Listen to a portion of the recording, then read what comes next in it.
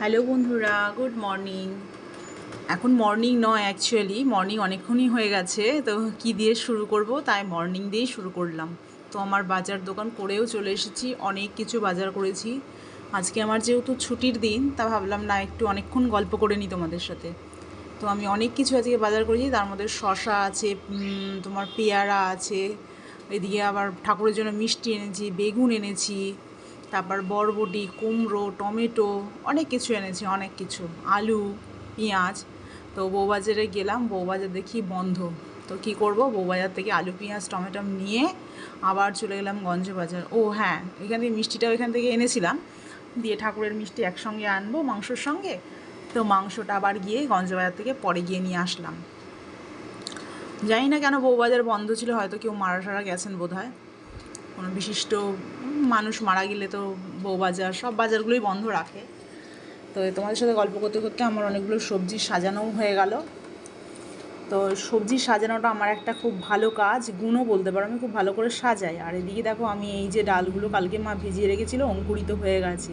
এই যেগুলো স্পাউট, এইগুলো খেলে নাকি খুব উপকার, আমি শুনেছি, কিন্তু আমরা খাই না, ভাল লাগে না। ছোলাও যদি এরকম অঙ্কুরিত হয়ে যায় খেতে ভাল লাগে না, কিন্তু এগুলো খুব উপকার, এর মধ্যে প্রচুর নাকি প্রোটিন থাকে। ডালে তো এমনিতেই প্রোটিন প্রচুর থাকে। আমার যদিও ইউরিক অ্যাসিড নেই, কিন্তু মায়ের আছে, মায়ের এইসব ডাল ফাল খাওয়া বারণ, কিন্তু মা আবার ভালোবাসে খেতে। তো মাকে দেবো না, আমরাই খাবো। এদিকে গল্প করতে করতে মাংসটা ধুয়েও নিয়েছি, ম্যারিনেশনের জন্য অনেক কিছুই দিয়েছি, যা যা উপকরণ দাও তোমরা, আমিও মোটামুটি সেগুলোই দিয়েছি। লঙ্কা, জিরে, ধনে, হলুদ গুঁড়ো সবই দিয়েছি, শুধু আদা, রসুন, টমেটো এগুলো পেস্ট করে রাখছি, পরে দেবো। তো এই দেখো, দুটো স্টমাক আমি চেয়ে এনেছি। আর আমার বরকে বললে, আমার বর বলে কি দেয় না, 500-র মধ্যে দুখানা স্টমাক, দুখানা মেটে দিয়েছে। আর আমার বরকে বললে, আমার বর বললে কি হ্যাঁ, দুখানা স্টমাক দেবে, দুখানা স্টমাক তোমাকেই দেবে। কিন্তু দেখো, এটা বরকে দেখানো উচিত ছিল, কিন্তু বর যেহেতু নেই, তো ঠিক আছে। এদিকে সবজিগুলোও আমি কেটে নিই, পেঁয়াজ, রসুন, টমেটো। আজকে মাংস আর পোলাও করবো ভাবছি। তো গল্প করতে করতে অনেকটা কাজই আমি এগিয়ে ফেললাম, এই সমস্তগুলো হয়ে গেছে কমপ্লিট। অন্যদিকে একটু জলখাবার বানিয়ে নিয়ে 11টা 11:30 বাজতে ছিল, খিদেও পেয়েছে। তো এখান থেকে যে সবজি কেটেছিলাম, সেই সবজি থেকে একটু আদা, রসুন, টমেটো সব নিয়ে একটু পাস্তা করবো নিজের মতো। কেন, আমি আমার মাকে দেখেছি নিজের জন্য কিছুই করে না, কিন্তু আমি আমার নিজেকে খুব ভালোবাসি। তো আমি আমার নিজের জন্য একটুখানি পাস্তা হলেও সেদ্ধ করে নিই, আমি আমার টাইমে খাওয়াটা খাই। তাতে তোমরা খারাপ বললে খারাপ, ভালো বললে ভালো, কোনো অসুবিধে নেই।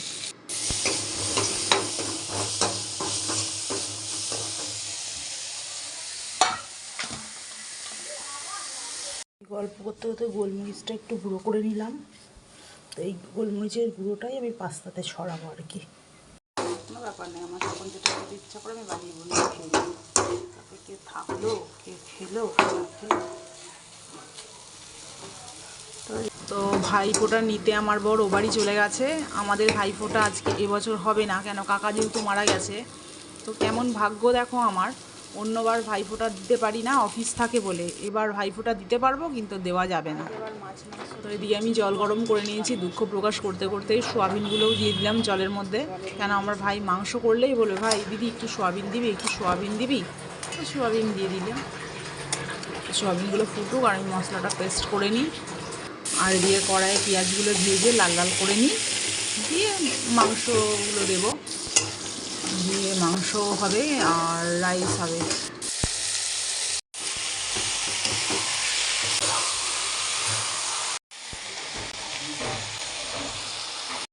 এদিকে এটা বসিয়ে দিলাম সেদ্ধ, আমি প্রেসারে দেবো না, যেহেতু গজ বেরিয়ে গেছে।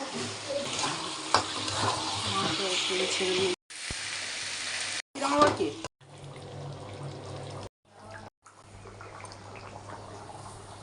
এই চালগুলো সেই কবে এনে রেখেছি, কবে থেকে ভাবছি যে রাইস করব বা বিরিয়ানি করব। সে আগের বছর হয়ে গেল, মনে হয় 1 বছর, দিয়ে আজকে অবশেষে তৈরি হচ্ছে আর কি। দেখো, চিকেন কমপ্লিট হয়ে গেছে আর ভাতও মোটামুটি ফুটে এসছে।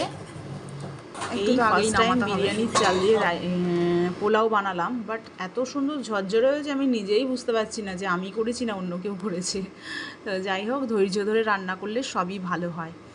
আর অন্যদিকে মায়ের পুজোও হয়ে গেছে, প্রসাদ দিয়ে গেছে খাওয়ার জন্য।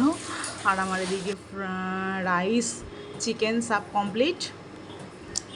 তোমাদের সাথে কথা বলতে বলতে অনেকটা কাজ আমি এগিয়ে ফেলেছি, এবার পরিবেশনের পালা। তো আজকে তোমাদের ভাইফোঁটা স্পেশাল মেনু কী আছে জানিও। আমাদের তো চিকেন আর পোলাও। আমার ভাইফোঁটা দিচ্ছি। তো চিকেনটা আমি এই মাঝখানে একটু চেকে নিয়েছি, খুবই সুন্দর হয়েছে, ভীষণ। নিজেরটা নিজে করেছি বলে বলছি না, ভালোই হয়েছে। চিকেনটা আমি মোটামুটি করতে পারি, মাটন করতে পারি না, কিন্তু চিকেনটা করতে পারি।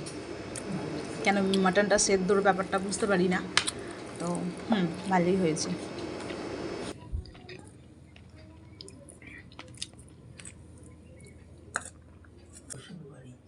ঠিক আছে বন্ধুরা, তাহলে আজকে চলি, অন্য দিন আবার দেখা হবে, আবার গল্প হবে।